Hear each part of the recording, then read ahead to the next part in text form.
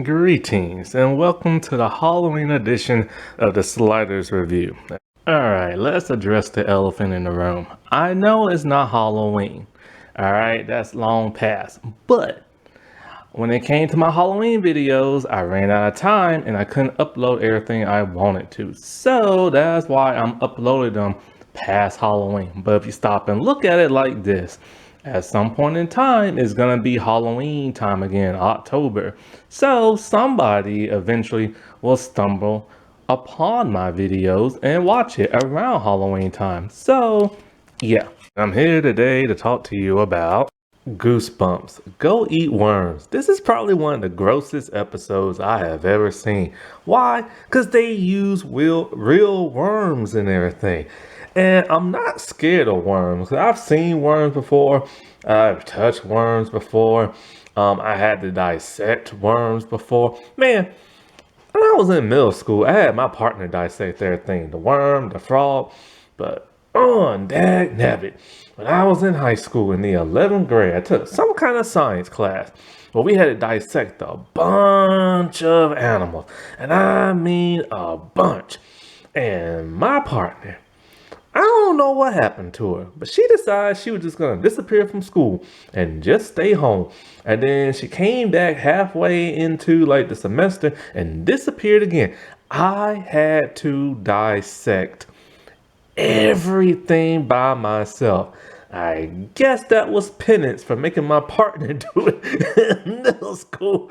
Boy, I was pissed. I don't like touching dead animals and stuff, but I had to get that A somehow. So I was slicing and dicing. Oh, it's so nasty. I'm getting visions of it. So I'm not scared of worms, but when you watch this episode, there are tons of worms and they're moving about in a really gross and weird way. And it's just kind of like, ugh.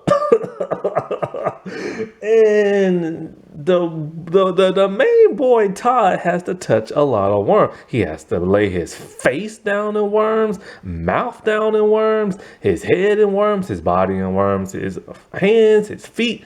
Boy, you name it. I couldn't do that. I don't like touching worms, but you know, Now, one thing that's interesting about this episode is that the dude who plays Todd, so at the end of the episode, he's listening to rap music, which is very odd because Goosebumps never had rap music. So it's the first episode to ever do that. And what's even more interesting is that when he grew up, he stopped acting and he became an R&B and hip hop like music writer, producer, and all this other stuff. I'm just like, whoa. He goes by the name of 40. But he sometimes it's spelled with 40 and sometimes it's spelled 4T and everything. I'm just like, what? Also, what's interesting, the girl who plays his sister, she's been in a lot of shows since Goosebumps. So many I can't even like begin to like name them. And as for the dude who plays Danny, it's funny, when I saw him, I was like, you know what? He would play a good live action Tim in the Magic School Bus. Little did I know, he is the actual voice of the second Tim in the original Magic School Bus. In fact, all of the kids in the Magic School Bus have appeared in Goosebumps. I think there was only maybe one adult who played like a kid. The one who played Dorothy Ann, I think. But all of the kids have been in Goosebumps except for the one who voiced Wanda, the first Arnold, and the first Tim. Other than that, everybody else has been in Goosebumps. Boy, that's something. Because they're all Canadian and stuff. And so with this episode, we have a boy named Todd, and he is obsessed with worms. There are posters of worms, there are pictures of worms, there are stuffed animals of worms, like you just name it, you know what I'm saying? The dude loves himself some worms. Well, you know, there's a science project, and him and Danny, they want to win. They're going to do it on worms, and he's just kind of like, you know, worms are so perfect, and blah, blah, blah, blah, blah, blah, and we have to, like, test what kind of environment they can live in. And the dude's all like, isn't that kind of cruel or whatever? And he's all like, nah, they don't feel nothing. And so his sister comes down in like the basement, and she has a giant like robin bird type thing, and it's filled with worms, and she's pissed beyond belief because I think Todd put worms in there, or maybe they just got in there by themselves. So anyway, she's pissed. And so like when he's at school the next day, like, him and Danny, they're talking and they exchange food. Todd originally had spaghetti and everything. So you could probably guess what was gonna happen. So as they're talking and everything, but Danny's about to eat the spaghetti, and he puts it in his mouth, and it's a worm. Now, I don't know if he actually put a real worm in his mouth or not. Why do I say that? Because originally when it was coming towards his mouth with the spaghetti and everything, there was an actual worm on there and it was moving around. Then it cuts from that to something else, and then he puts it in his mouth. But it looked like the same worm. They probably just dressed it up. Either way, ugh. So of course he freaks out. He's pissed. He thinks Todd did this on purpose. And Todd's like, dude, you're my best friend. Why would I do that? And so, like, he thinks that his sister Regina did it. So he's pissed. So when he's talking to his mom and everything, and like, like,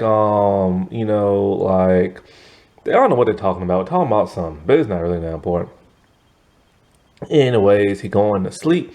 And he's rolling over in his bed, and there we see when he rolls over the back of his head, he was laying on worms. Then when he turns around, his face is in a worm. Then he wakes up, that screaming holler, and he pulls back the sheet, and there are worms on his feet. It kind of rhymes. And so, like, he's pissed. He thinks his sister did it, and his mom's like, nah, she's at a sleepover. But he's still gonna blame her nevertheless. And I could not do that. I could not put my face in those worms, and you could see it touch his mouth. You can see dirt on his mouth. That is disgusting. I hope they paid him extra. I hope they paid him extra. And so, like, I remember there used to be a book when I was a kid called Go Eat Worms, but it wasn't the Goosebump one. And our teacher used to always make us read that and stuff. Basically, I think it was a boy who just used to eat worms and everything. And he would always challenge other people to eat worms. Ugh. Boy, I swear. Worms are interesting, man. You cut them in half, they don't die, they multiply. Just like baby kids and everything. But of course, if you squish them or burn them or whatever, they'll die then. But it's weird how you cut them in half, they just like duplicate themselves. It is weird. I wonder, do they have the same conscience when they multiply? I wonder. And how they breathe underground, and supposedly they like recycle like stuff in like the ground, and it's just so weird, man, because they're all in the ground. And so like he's trying his best to have Danny forgive him because he didn't do nothing. But Danny's all like blah, blah, blah, blah, blah, blah, blah. And so at some point he's walking around outside, and and he sees his sister, and she has her new Robin, and her friend is with her, and they're sassing both each other. They don't like each other. It's kind of like an Even Stevens kind of thing. And then it's so funny because they had like real brother and sister and real little kids, because Regina, her friend, they're all like, they're taunting him, talking about, you have worms on the brain, worms on the brain. They just keep saying that over and over, and it's so genuine and realistic and stuff. So anyways, he's looking for more worms, and he's outside in the woods, like at night, near like a swampy area, getting woods. Now, that's a great location. But why are all these Goosebump kids out at night by themselves? So something happens. He falls down in the ground. He's walking around. There's dirt everywhere. There are like roots coming out like from the top. He is deep down underground.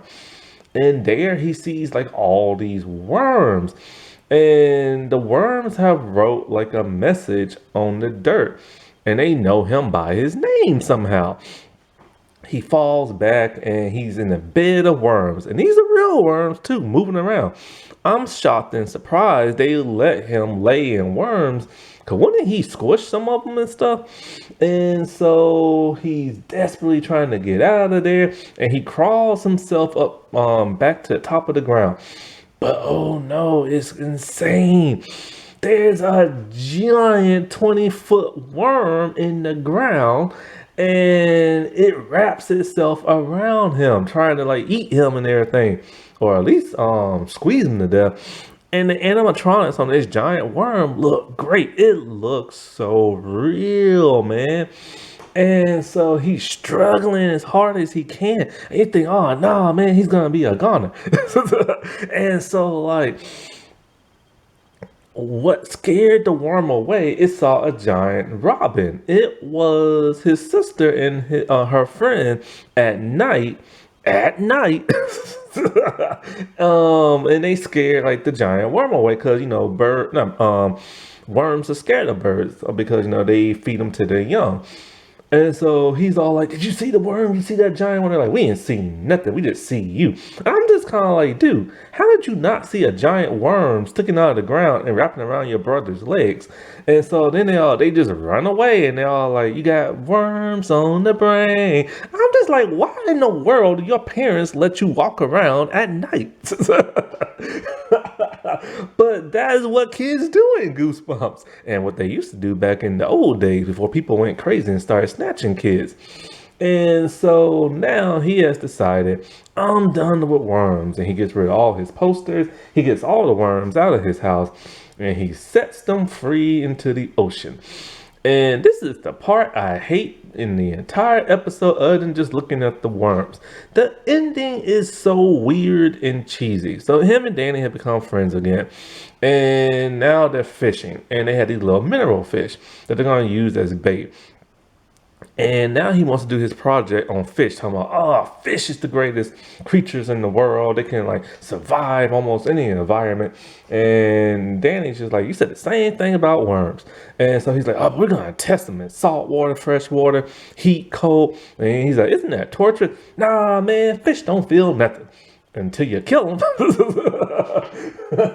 Or you scare them and everything. But anyways, then he grabs a bite of his sandwich in his little tackle box. And he tells Danny, this is thanks for the sandwich. He's like, that's not my sandwich. I thought it was yours. We can see this string attached to the sandwich. And then next thing you know, he gets thrown into the water. And this is the part that is so cheesy. One, there's a hook on the sandwich. Two, the fish hooked and reeled him in and put him far away from the shore. And all we see is like the water splashing around, and we hear his voice just rambling, talking about, hey guys, let me go. I don't want to be fish food. And they're like, what? You gonna make me swim back? No. And I was like, that's so stupid, lame, and cheesy. And it wasn't even a cool twist, to tell you the truth. The cool twist with the giant worm in the ground. Now, this does happen in the book with the fish and bringing him into the water. But Danny's all like something. He said something funny like, you can keep him or something like that. I'm just kind of like, that was a little bit overkill. Like that twist at the end with the fish was just kind of stupid and everything. And they should have just kept it with the giant worm and let it be that. And so, yeah, like this episode is cool and everything. It's a little odd because like there's no real monster in this. There's just a bunch of worms. But then there's a giant worm, and so that's like the monster, but we don't know why it's giant. Did it mutate? Did it what? We don't know. And then there's the whole fish thing. Like that just bugged the crap out of me. That wasn't that spooky. All right, well, I shall talk to y'all later. Bye.